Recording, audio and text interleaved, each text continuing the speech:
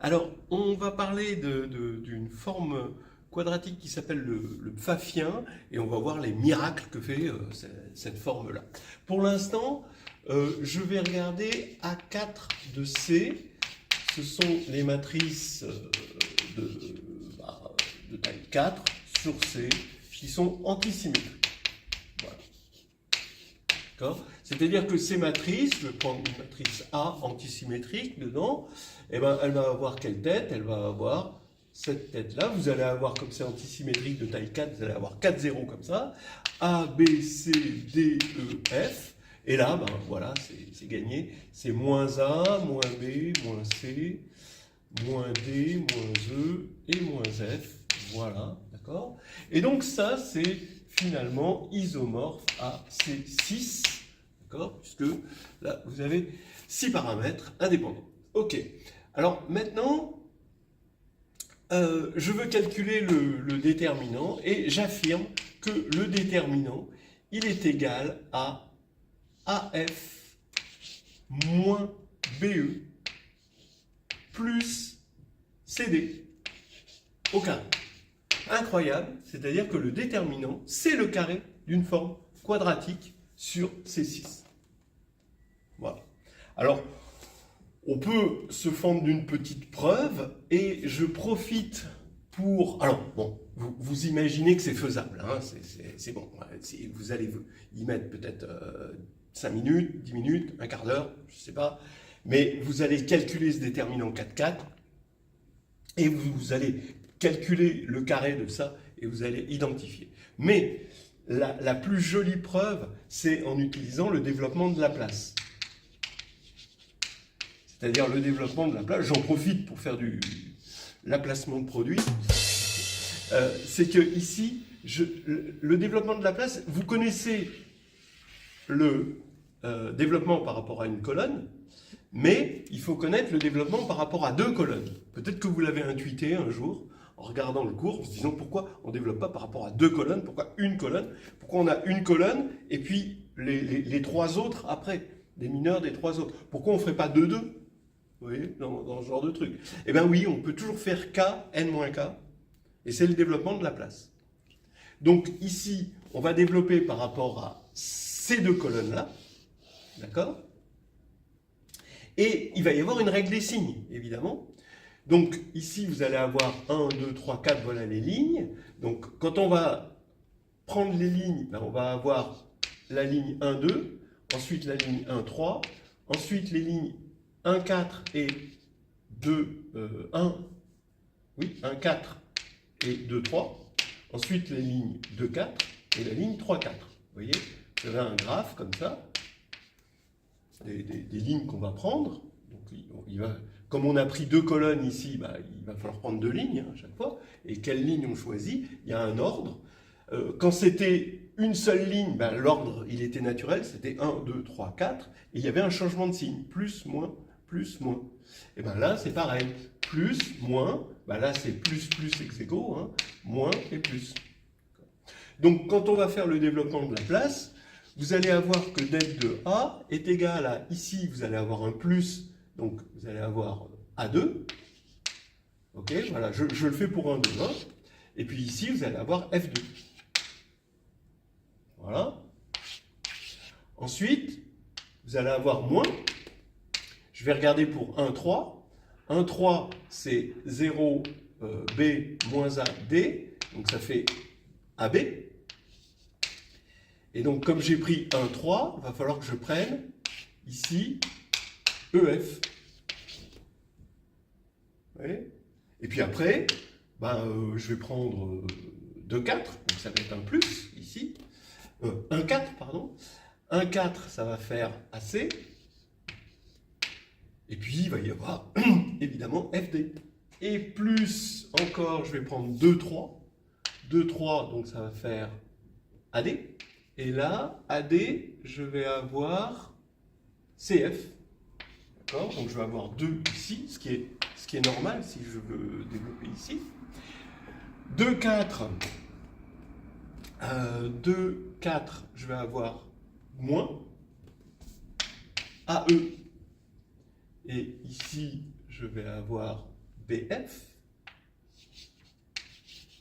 ce qui fait mes deux là que j'attendais. Et puis le dernier, il va y avoir un plus, et il est un peu plus compliqué que les autres, le dernier, c'est 3, 4, vous voyez, parce que là on est au cœur de mon triangle, là, ici. Donc j'ai BE moins CD, et là je vais avoir encore BE moins CD, donc BE moins CD carré. Et donc en fait, c'est ce qui va donner mon double produit ici. Et donc ça marche.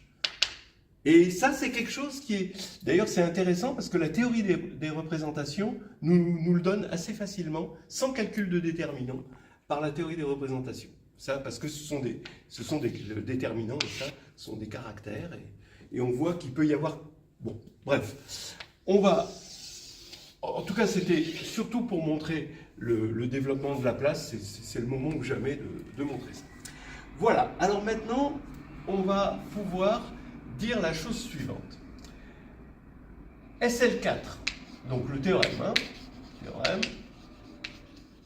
SL4 de C agit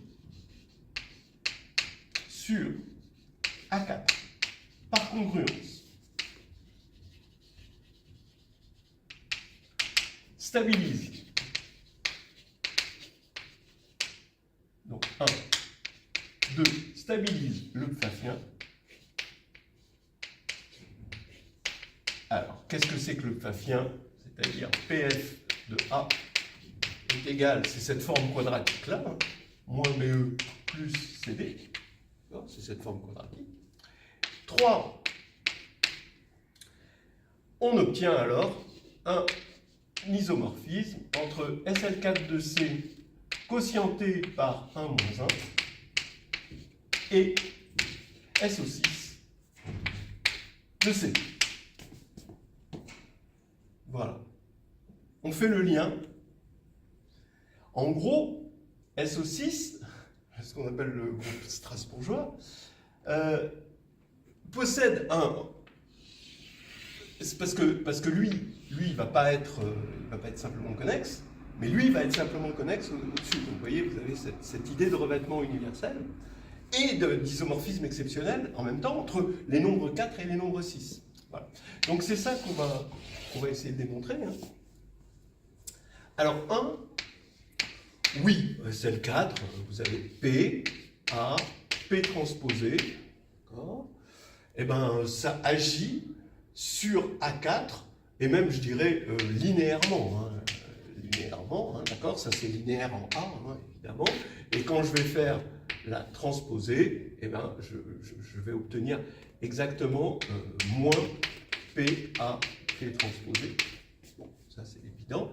Donc on a bien une action, par congruence, de SL4.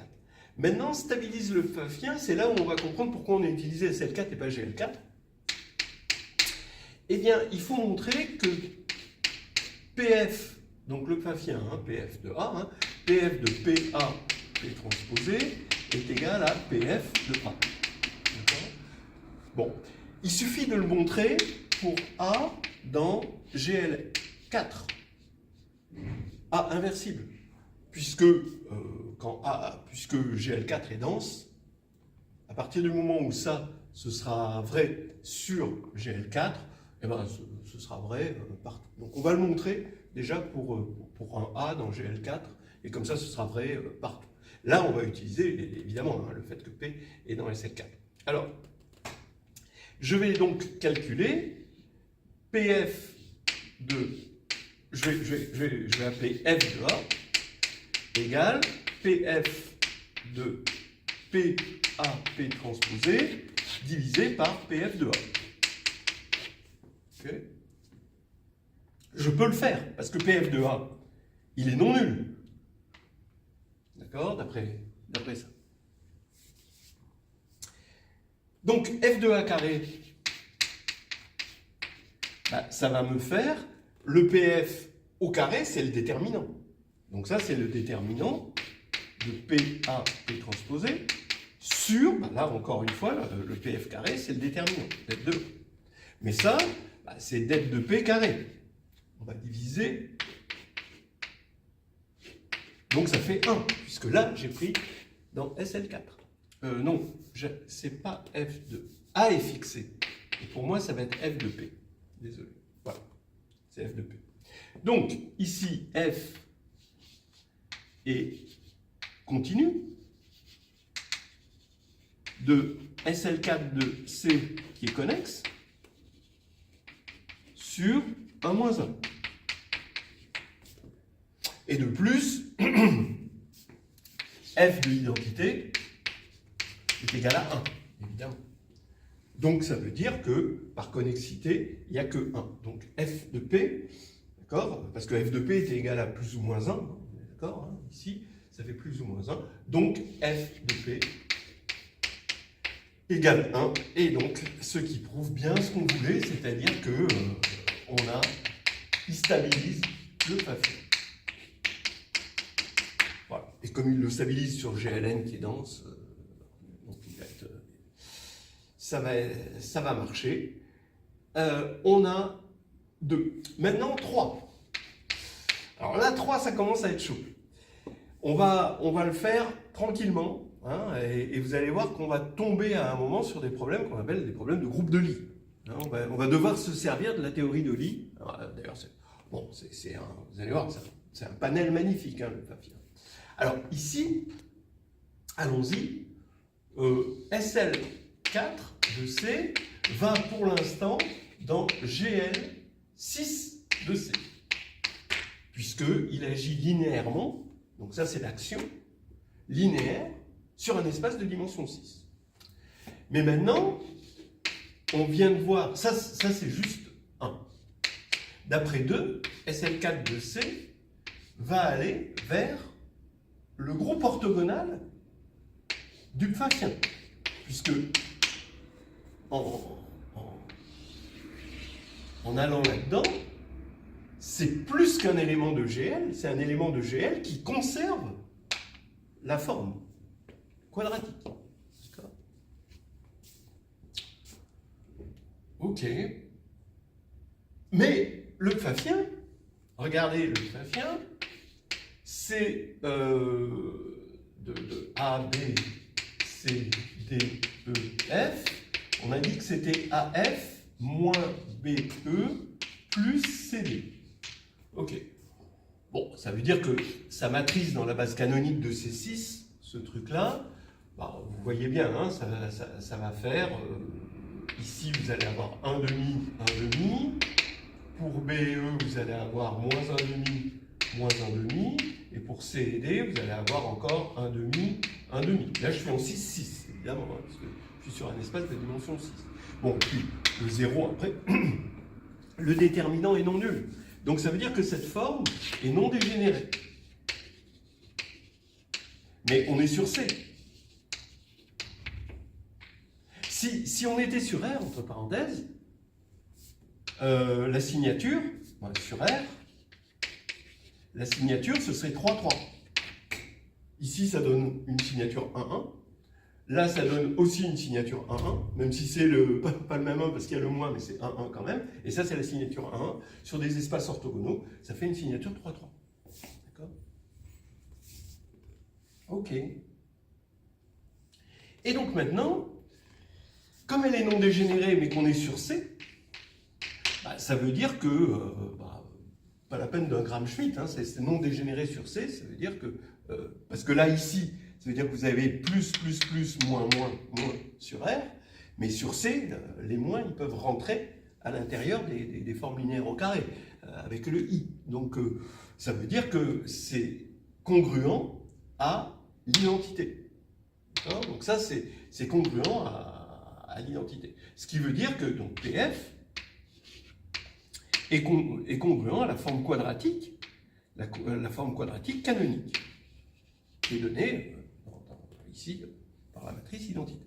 Ce qui veut dire que OPF, c'est finalement O6. Donc on a un morphisme de SL4 de C dans O6, comme SL4 est connexe sur C, bah même sur R, hein, on va ici dans SO6. Ça y est, ça commence à venir.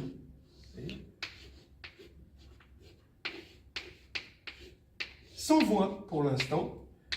Dans la composante connexe de l'identité, ici, donc forcément, ça va aller vers l'identité, va vers l'identité. Comme c'est connexe, ça va aller sur la composante connexe de O6, donc c'est SO6.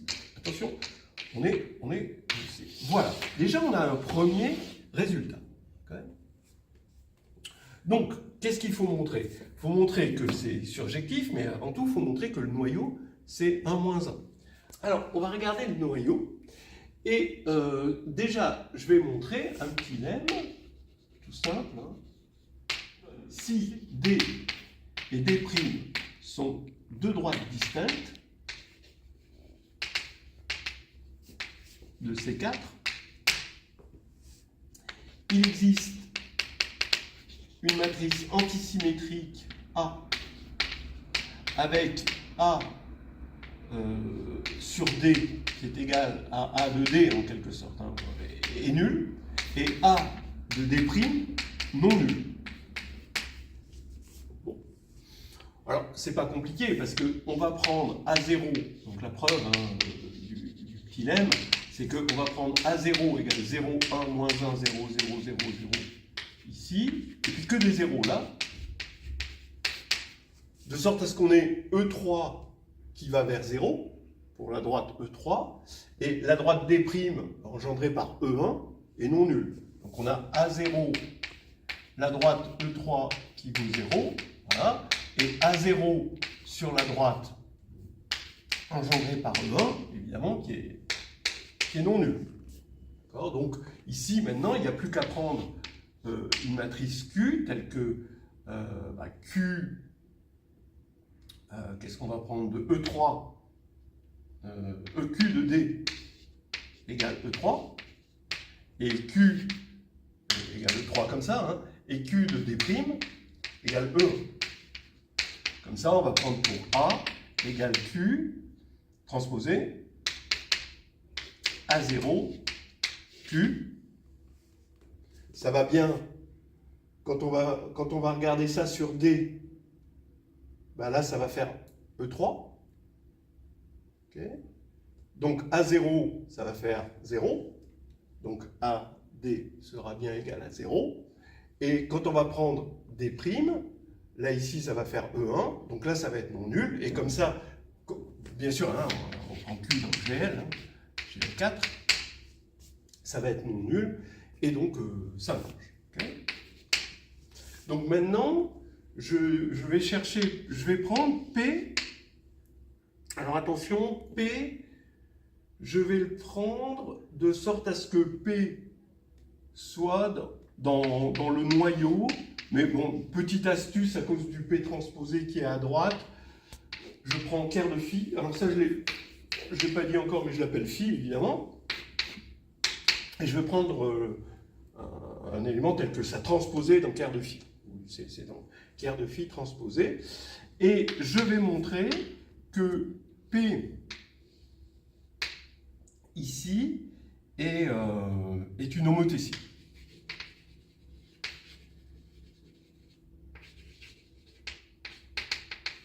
Et c'est terminé. Si j'arrive à montrer que c'est une homothétie, alors P transposé, donc quart phi, bah, ce sera une transposée d'homothétie, ce sera une homothétie. Et maintenant, les homothéties telles que P A, les homothéties P, on va dire, telles que PA transposé égale A, donc ça c'est, on va prendre lambda ici, là ici on va prendre encore lambda transposé, c'est lambda, donc égale A, il suffit de le prendre pour un A non nul, et on va avoir lambda de égale identité, égale 1, et donc ça va bien nous faire comme noyau, ça. Bon, la réciproque est évidente. Si on a une homothétie de rapport 1 et moins 1, alors ça stabilise, évidemment, on va avoir la stabilité. Et on va être aussi dans SL4. Ça, c'est important. Hein. Il faut bien vérifier que les homothéties de rapport 1 et moins 1 sont dedans. Bon, donc tout va bien. Il suffit de montrer ça. Bah oui. Comment on montre qu'on a une homothétie? Il suffit de montrer que ça stabilise toutes les droites. Mais supposons, donc on va regarder P, fois D. Ici, on va le poser égal à D'.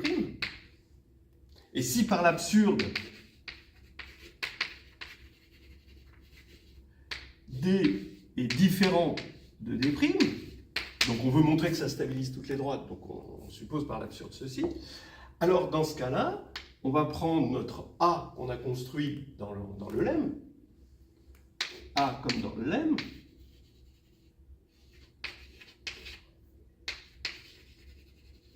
et ici on va avoir P transposé A, P égale à A, parce que c'est donc R phi transposé, et maintenant je vais l'appliquer à D.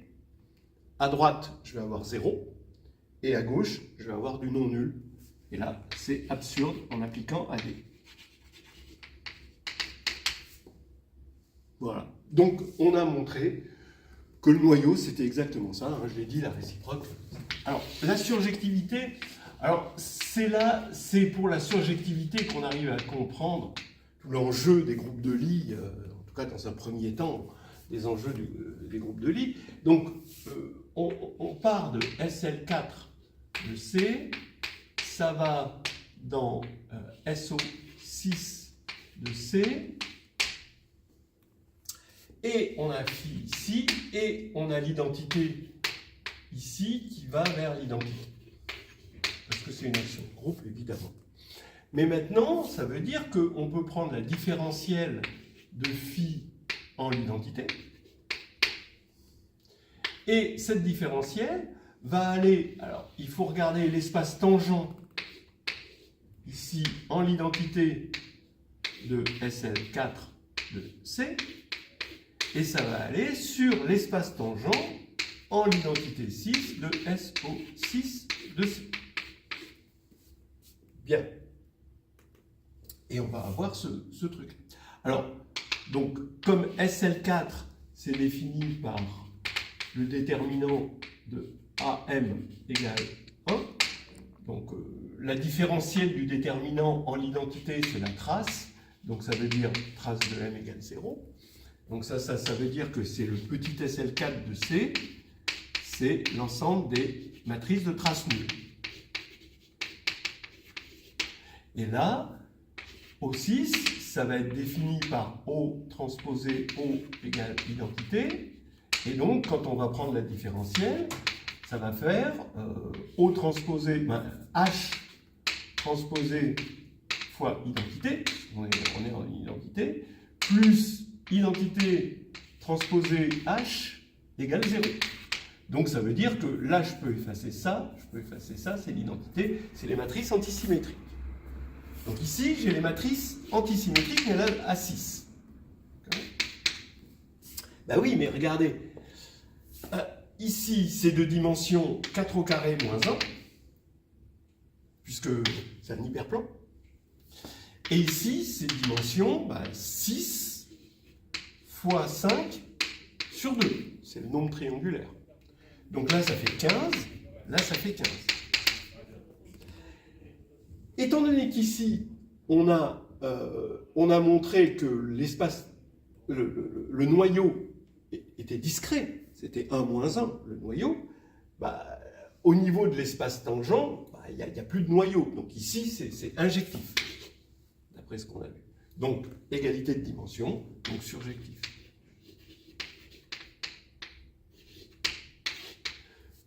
Si c'est surjectif, on peut appliquer le théorème d'inversion locale.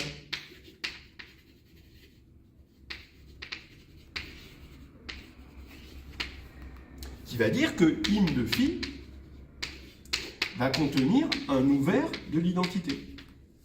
On est là-dedans, on va avoir un ouvert de l'identité. Maintenant, ça veut dire que quel que soit, on va l'appeler petit g, dans im de phi,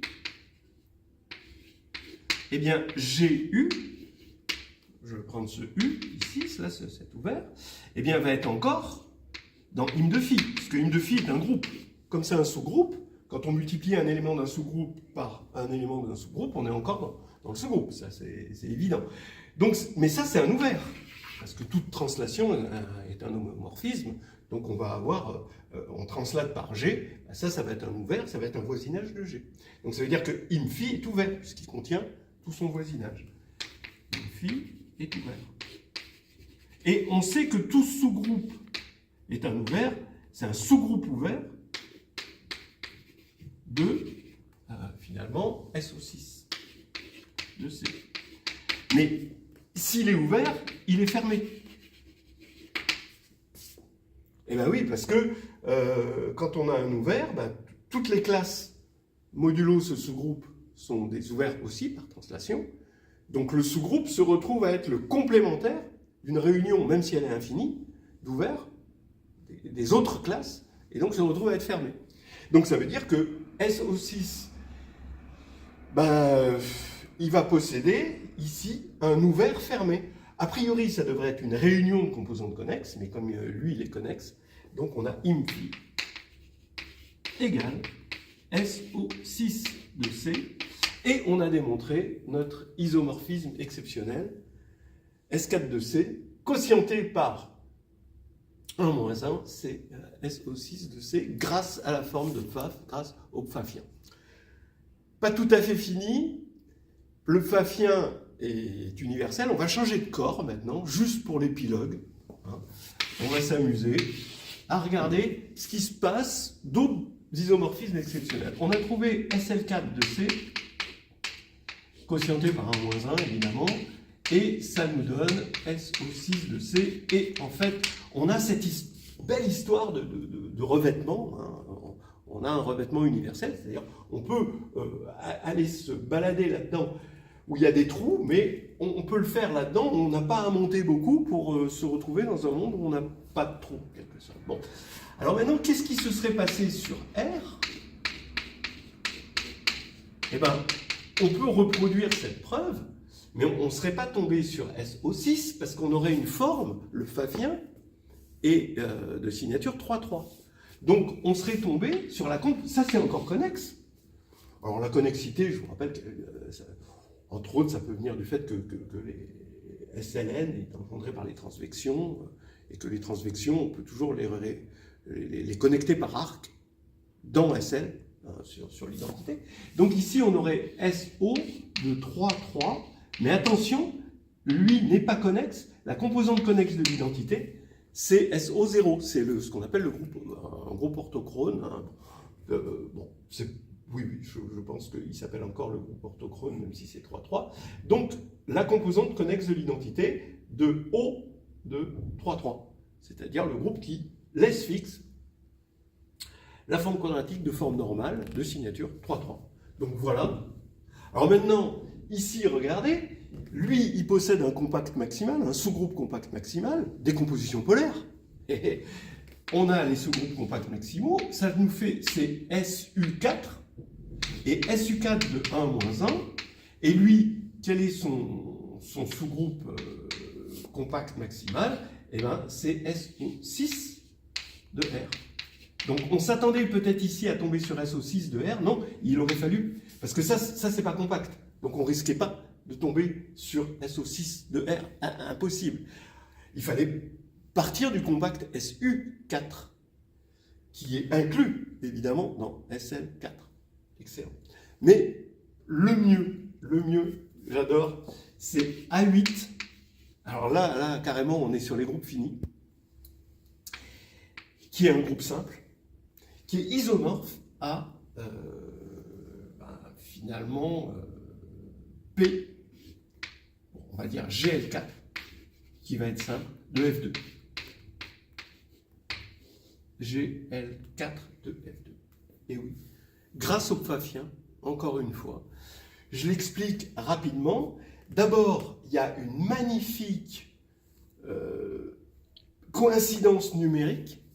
Vous allez prendre 8 x 7, le cardinal, x 6, x 5, x 4, x 3, mais je ne mets pas x 2 parce que j'ai divisé par 2.